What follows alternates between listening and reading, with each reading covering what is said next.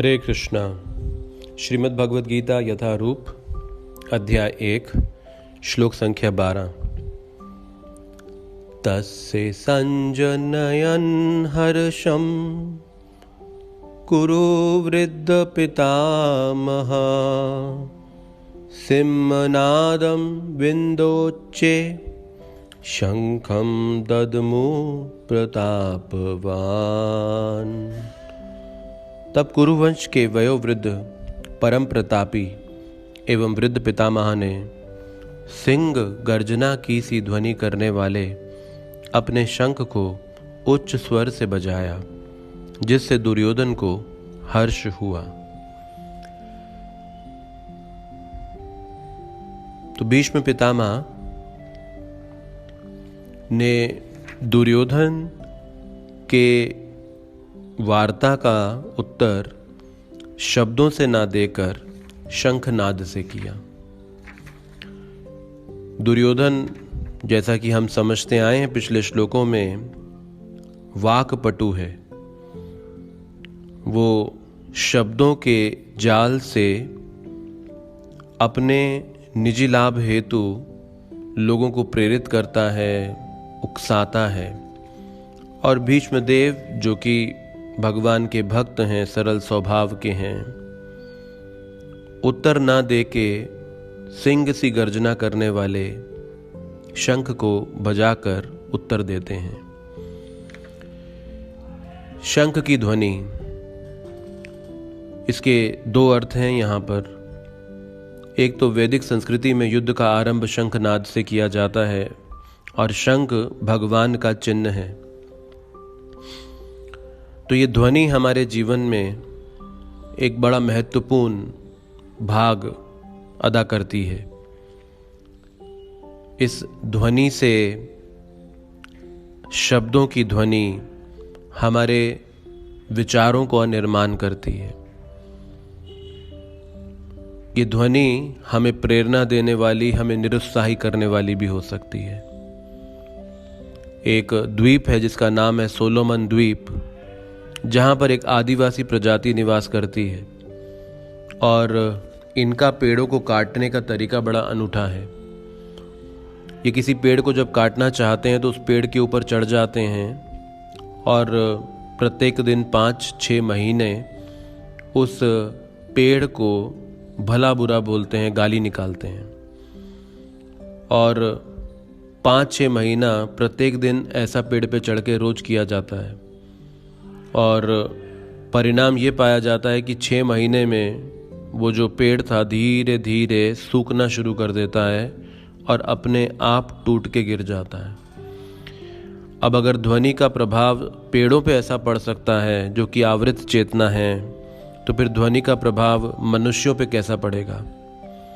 इसीलिए हमारे शब्द रिश्तों को बनाते भी हैं और रिश्तों को तोड़वाते भी हैं। नीति शास्त्रों में कहा गया है कि जीवा के अग्रभाग पे लक्ष्मी का भी निवास है और जीवा के अग्रभाग पे शत्रुओं का भी निवास है। कैसे हम इन शब्दों का उपयोग करते हैं, ये हमारे मित्र और शत्रु दोनों का निर्माण कर सकता है। तो ध्वनि हम सबकी चेतना में एक बड़ा महत्वपूर्ण भाग, प्रभाव देती है।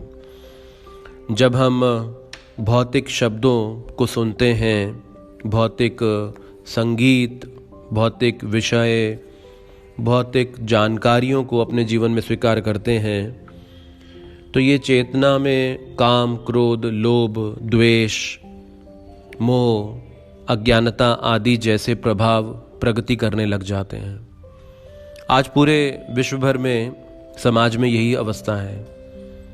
प्राय इन शब्दों के कारण आज आप देखेंगे लोगों के अंदर प्रेम की जगह द्वेष, शत्रुता, प्रतिस्पर्धा बढ़ती जाती है। काम की भावना बढ़ रही है, चरित्रहीनता बढ़ रही है। पूरे विश्व भर के अंदर आप चाहे फिल्मी संगीत देखें या फिर समाचार पत्र या समाचार या फिर इंटरनेट मीडिया आदि, कहीं पर भी आप देखें तो आप ऐसे ही शब्दों को देखते हैं जो हमारे हृदय को स्वच्छ करने के बजाय उसमें और गंदगी डालने वाले हैं। और ऐसे शब्दों को सुनकर बार बार हमारी चेतना अधिकाधिक दूषित होती जाती है और ऐसी दूषित चेतना के साथ हमारे मन में कभी शांति नहीं रह सकती। और असीमित भौतिक इच्छाएं रहती हैं, और असीमित भौतिक इच्छाओं का परिणाम यह है कि भाग्य की रस्सी से जितनी भाग्य की रस्सी है उतना ही आगे जा पाते हैं, अन्यथा पीछे खिंच जाते हैं। जैसे किसी पशु को रस्सी से बांधा जाए तो कितना वो पशु हिल डुल सकता है, जितना उसकी रस्सी का दायरा है। उसी प्रकार से भाग्य की रस्सी के दायरे के अनुसार ही हम आगे पीछे दाएं बाएं जा पाते हैं। लेकिन जब असीमित भौतिक इच्छाओं को पूरा करने जाएंगे और भाग्य में वो नहीं है, तो फिर अंततः हम कुंठित हो जाते हैं और कई बार लोग गलत रास्तों पे भी चलते हैं और आत्महत्या तक कर डालते हैं। इसीलिए ये शब्द ध्वनि का हमारे जीवन में बड़ा विशेष महत्व है। कैसे कैकेयी, जो कि भगवान श्री रामचंद्र जी से प्रेम करती थी, जब माता सीता के साथ भगवान श्री रामचंद्र जी का विवाह हुआ और वो अयोध्या में पहली बार आए, तो कैकेयी का महल पूरी अयोध्या में सबसे सुंदर महल था, और कैकेयी ने अपना महल खाली कर दिया और कहा सीता यहाँ रहेगी। ये कैकेयी का त्याग था और ये कैकेयी का प्रेम था भगवान श्री रामचंद्र के प्रति, और वही कैकेयी भगवान श्री रामचंद्र जी को 14 वर्षों तक वनवास दिलवाने वाली बनी। कैसे मंत्रा के ध्वनि, मंत्रा के शब्दों को जब उसने सुना, तो कैसे मंत्रा के शब्दों ने कैकेयी के भगवान के प्रेम को भगवान से द्वेष में बदल दिया। इसीलिए ये ध्वनि बड़ी महत्वपूर्ण है हम सबके जीवन में। किस प्रकार की ध्वनि को हम सुनते हैं, किस प्रकार के शब्दों को हम बोलते हैं, इसका प्रत्यक्ष रूप से प्रभाव हमारी चेतना में रात दिन पड़ता जाता है। इसीलिए ना चाहते हुए भी हम कई बार ऐसा देखते हैं कि हम नहीं चाहते गलत कहना, गलत सोचना, गलत विचार करना, लेकिन फिर भी कर बैठते हैं, क्योंकि चेतना को हम इस प्रकार से प्रदूषित कर चुके हैं। इसीलिए अगर ध्वनि नकारात्मक रूप से ऐसा प्रभाव डाल सकती है, तो सकारात्मक रूप से भी प्रभाव डाल सकती है। अगर इन शब्दों को हम भगवान के साथ जोड़ दें, इसे दिव्य शब्द ध्वनि बनवा दें, जैसे कि श्रीमद् भगवद गीता के शब्द, ये भी शब्द ही हैं, लेकिन ये भगवान से जुड़े हैं, भगवान के महात्म्य को समझाने वाले हैं, इस जीवन का लक्ष्य समझाने वाले हैं। यही शब्द जब भगवान के गुणगान में जुड़ जाते हैं तो ये दिव्य शब्द ध्वनि बन जाती है। और ऐसी दिव्य शब्द ध्वनि का जो प्रभाव है हमारी चेतना को निर्मल कर देने वाला, स्वच्छ कर देने वाला और दिव्य धरातल पर स्थापित कर देने वाला हो जाता है। तो जब इन ऐसी ध्वनि का हम आश्रय ग्रहण करेंगे, तो फिर हृदय में जो भय, शोक, मोह आदि के विचार हैं, ये नष्ट हो जाते हैं।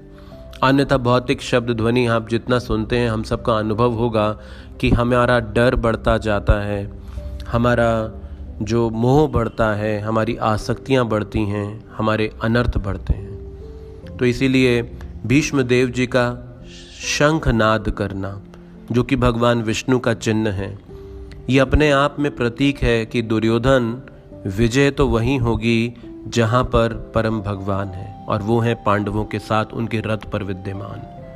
तो विजय वहीं है जहाँ भगवान और जहाँ भक्त हैं।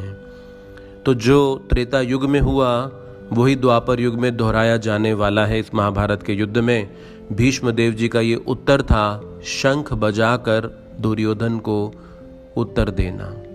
तो इसीलिए ऐसी शब्द ध्वनियों को हमें स्वीकार कर लेना चाहिए।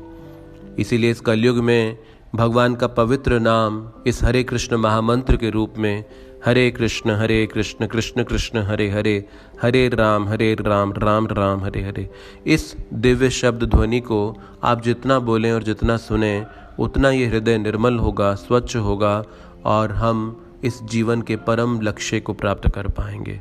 हरे कृष्णा।